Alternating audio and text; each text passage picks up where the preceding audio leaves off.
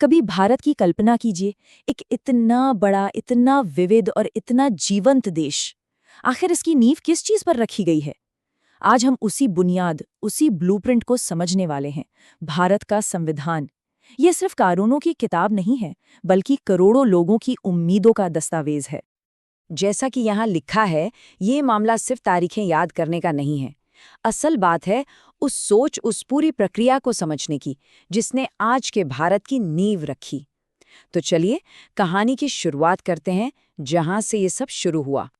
तो सवाल उठता है कि भाई इतना बड़ा दस्तावेज बना तो बना कैसे? इसका सफर एक अकेले विचार से शुरू हुआ था, जो धीरे धीरे एक बड़े आंदोलन में बदला और आखिरकार एक संविधान सभा की शक्ल में हकीकत बन गया। देखिए, इस सफर का बीज पड़ा 1934 में, जब एम.एन. रॉय ने पहली बार ये आइडिया दिया। और जानते हैं, सिर्फ एक साल के अंदर 1935 तक ये आइडिया इतना बड़ा हो गया कि इंडियन नेशनल कांग्रेस ने इसे अपनी ऑफिशियल मांग बना दिया। फिर एक दशक से भी ज्यादा के संघर्ष के बाद 1946 में कैबिनेट मिशन प्लान ने इस सपने को एक ढांचा दिया। और फिर वो ऐतिहासिक दिन आया 9 दिसंबर 1946, जब संविधान सभा पहली बार बैठी।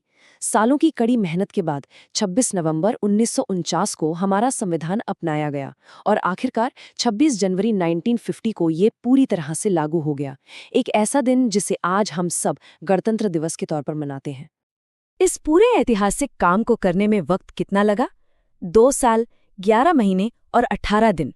जरा सोचिए, ये सिर्फ एक आंकड़ा नहीं है, ये उन लोगों की जबरदस्त मेहनत, गहरी बहसों और दूर की सोच का सबूत है, जिन्होंने भारत का भविष्य इन पन्नों पर लिखा था। अच्छा, अब बात करते हैं संविधान की आत्मा की, यानी इसकी प्रस्तावना की। देखिए, प्रस्तावना सिर्फ एक इंट्रोडक्शन नहीं है, ये वो आईना है जिसमें संविधान के लक्ष्य और उसकी पूरी फिलॉसफी दिखाई देती है। ये वो वादे हैं जो संविधान हर नागरिक से करता है।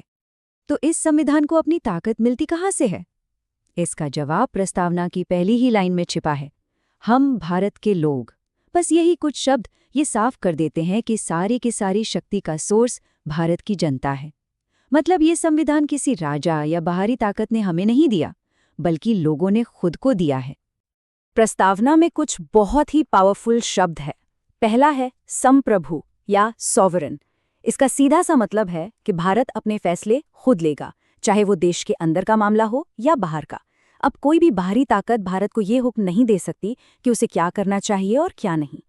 दूसरा बहुत ही जरूरी शब्द है पंथ निरपेक्ष, यानी सेक्युलर।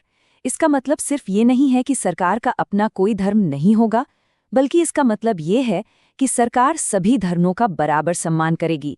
ये भारत की अनेकता में एकता की भावना का सबसे बड़ा प्रतीक है। और फिर आता है लोकतांत्रिक गणराज्य, यानी डेमोक्रेटिक रिपब्लिक। लोकतांत्रिक का मतलब तो हम सब जानते हैं, ऐसी सरकार जिसे जनता चुनती है। और गणराज्य का मतलब है कि देश का सबसे बड़ा पद भी खानदानी नहीं होगा।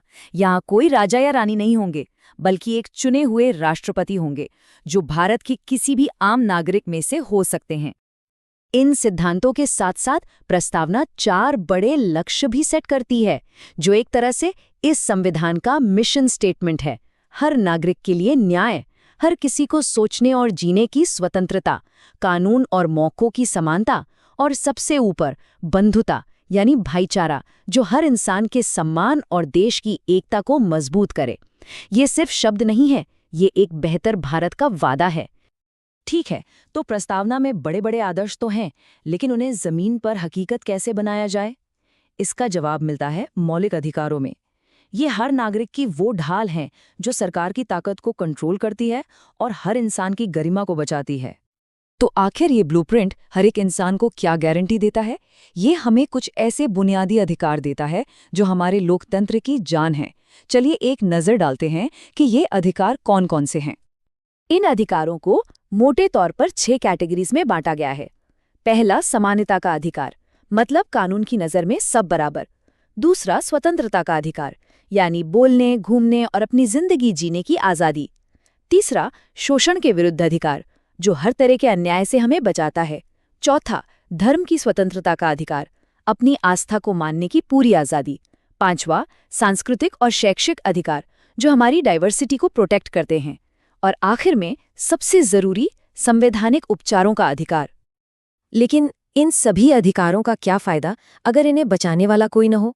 यहीं पर आता है अनुच्छेद 32, जिसे डॉक्टर B.R. अम्बेडकर ने संविधान का हृदय और आत्मा कहा था। पता है क्यों? क्योंकि यही वो चाबी है जो हमें अपने अधिकारों के हनन पर सीधे सुप्रीम कोर्ट का दरवाजा खटखटाने की ताकत देती है। इसके बिना बाकी सारे अधिकार सिर्फ कागज पर लिखे वादे बनकर रह जाते।